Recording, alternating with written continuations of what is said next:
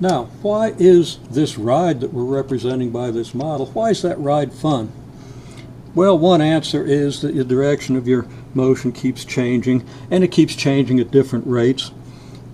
Another answer is simply that you have a variable acceleration, so you feel varying forces. It moves you around and speeds you up and slows you down in different directions, tries to throw you off one way, tries to throw you off the other. Under a controlled mechanical device, that can be really fun if you don't get motion sickness. Okay, so we want to get a handle on what's the acceleration. Well, the acceleration of this thing mathematically is just the second derivative of the r function. And we can easily take the second derivative.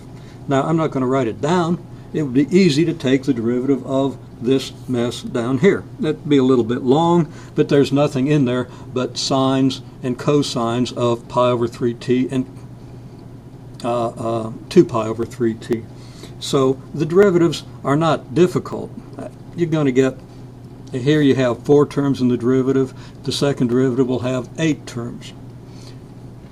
That's not a bad derivative. This would be kind of a bad derivative because you have a square root of a fairly complicated function. You're going to have to use the chain rule a whole bunch of times.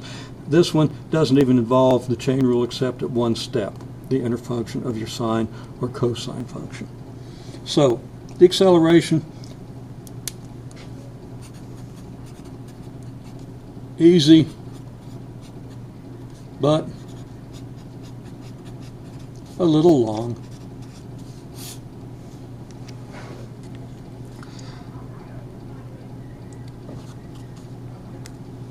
At any point,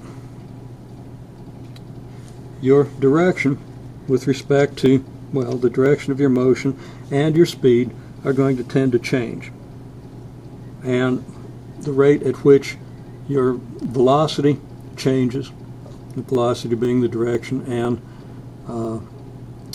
magnitude of your motion, the direction and the speed of your motion.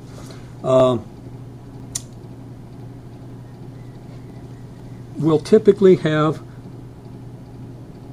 the acceleration will typically have components which are parallel and perpendicular to your direction of motion. So if we represent a typical r vector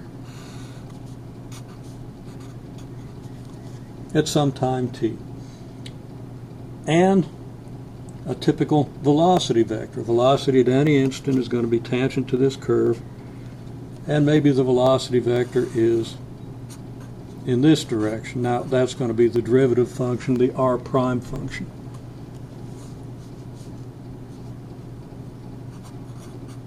And that's your velocity. And there's also an acceleration function, the direction in which you are being sped up or slowed down, and also the direction in which you're being moved toward or away from the center.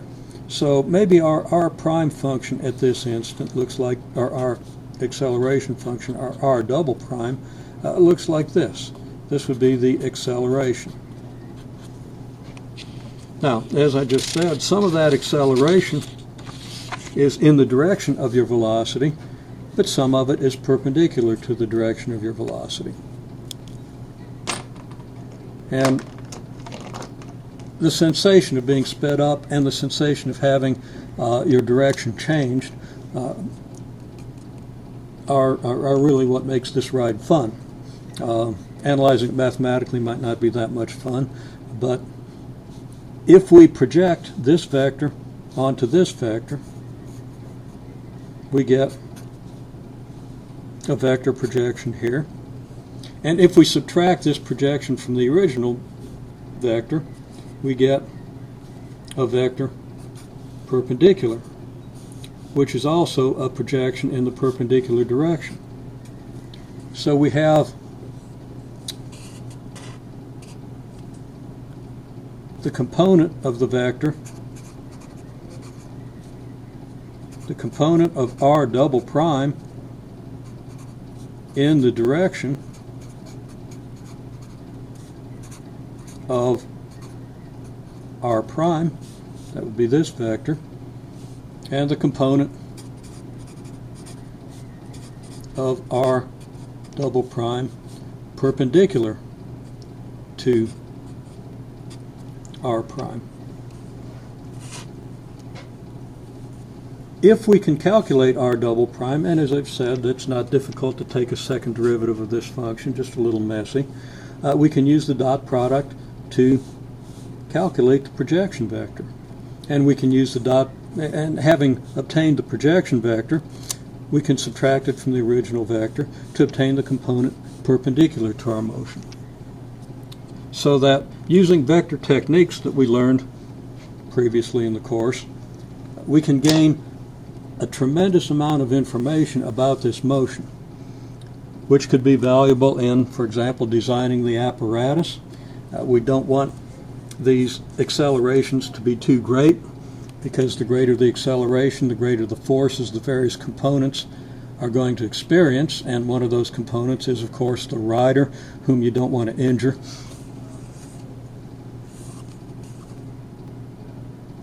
And we also get an idea of how the acceleration changes with the velocity, which contributes to the sensation of the ride. Now, we're not going to analyze that for this function in great depth, but we see how the techniques that we've learned regarding the projections and magnitudes of vectors can be very useful in analyzing a complex motion.